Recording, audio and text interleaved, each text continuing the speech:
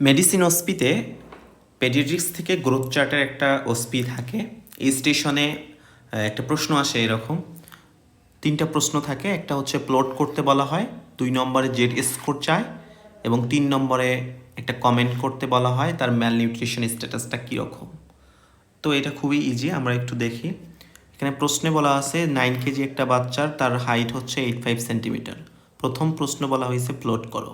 তাহলে এখানে যদি আমরা প্লট করি, এইদিকে আছে সেন্টিমিটার আর এইদিকে আছে হচ্ছে কেজিতে। এখানে গ্রোথ চার্টের মধ্যে লেখা আছে যে সেন্টিমিটার এইদিকে আর কেজি হচ্ছে এইদিকে। সো কত সেন্টিমিটার বলা হয়েছে 85, তাহলে 85 বরাবর আমি এইদিকে যাব।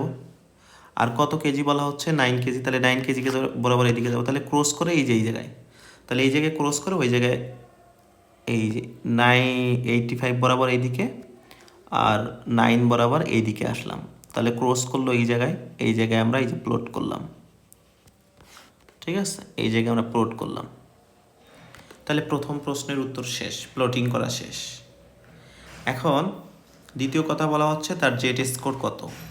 জেড স্কোরটা বের করার সূত্র আছে। সূত্রটা কি?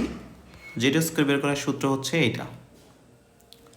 জেড স্কোর বের করার সূত্র এটা, যে observe weight minus expected weight by SD. তাহলে অবজার্ভ ওয়েট মানে যেটা প্রশ্নে দেওয়া আছে 9 কেজি, এটাই 9। আর এক্সপেক্টেড ওয়েট মানে আমরা কতটুকু আশা করতেছি যে তার এই হাইটে তার ওজনটা কতটুকু হবে। তো আমরা আশা করি যে অন্তত পক্ষে 100টা বাচ্চার মধ্যে 50টা বাচ্চার মতো অ্যাভারেজে তার ওজনটা হবে, অর্থাৎ 50%। এই 50% বরাবর তার ওয়েটটা হওয়ার কথা ছিল এখানে আসার কথা ছিল। এই বরাবর যদি আসে তাহলে এখানে আসার কথা ছিল, কিন্তু তার আসে না, এখানে আসে। আচ্ছা, এমনিতেই বোঝা যাচ্ছে সে সিভিয়ার ম্যাল নিউট্রিশনে আছে। তাহলে এই বরাবর যদি আমরা দেখি, এই ঘরটা এইখানে,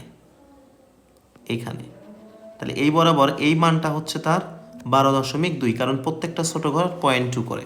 তাহলে আমার এক্সপেক্টেড ওয়েট হচ্ছে 12.2। এক্সপেক্টেড ওয়েট কত? 12.2। নিচে হচ্ছে 1 এসডি। আর এসডি বের করার সূত্র আবার হচ্ছে এইটা হচ্ছে এসডি বের করার সূত্র, যে ওয়েট অন 50% ওয়েট কত আর 5th% ওয়েট কত, এই দুইটা বিয়োগ করব, ভাগ করব নিচে হচ্ছে 1.8 দ্বারা। তাহলে 50% ওয়েট তো আমরা জানি, এখন 5th% ওয়েট কত? এই যে 5, 5th% তার ওয়েটটা হবে হচ্ছে এইখানে, এই বরাবর কত? 10.8। তাহলে 10.8, এটা বসাই আমরা মানটা এখানে।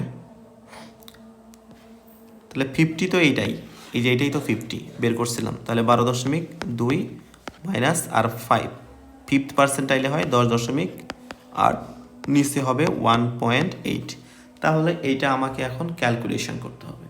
তাহলে এটা আমরা যদি ক্যালকুলেটর দিয়ে বের করি, একটু ক্যালকুলেটর আমি হিসাব করে নিই মোবাইলে।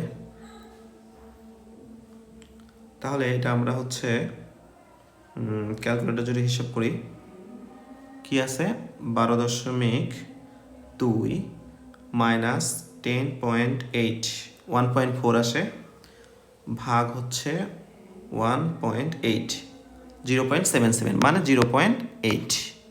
তাহলে এই মানটা এখন আমরা এখানে বসাই যদি, তাহলে 9 মাইনাস 12.2 বাই হচ্ছে এসডি এর মান কত? 0.8। এটা যদি ক্যালকুলেশন করা যায়, ক্যালকুলেটারে এই মানটা আসবে -4। তো এই -4, এখন জেড স্কোর কত? এটা প্রশ্নে চাওয়া হয়েছে। তাহলে প্রশ্ন হচ্ছে, উত্তর হলো -4। এখন 3 নম্বর প্রশ্নে কি চাইছে দেখেন। 3 নম্বর প্রশ্নে বলা হয়েছে তার একটা কমেন্ট করতে বলা হয়েছে। তাহলে এটা করার জন্য আমরা যদি একটু দেখি এদিকে, এই যে ওয়ার্ল্ড হেলথ অর্গানাইজেশন অনুযায়ী সিভিয়ার অ্যাকিউট ম্যালনিউট্রিশনের যদি -3 এর চাইতে লেস দেন -3 থাকে জেড স্কোরটা, তাহলে আমরা সেটাকে সিভিয়ার অ্যাকিউট ম্যালনিউট্রিশন বলবো। তাহলে এখানে তো আমার -3 এর নিচেই, কারণ -4 আসছে জেড স্কোর, যেহেতু -4টা -3 এর কম, সুতরাং কমেন্ট হবে SA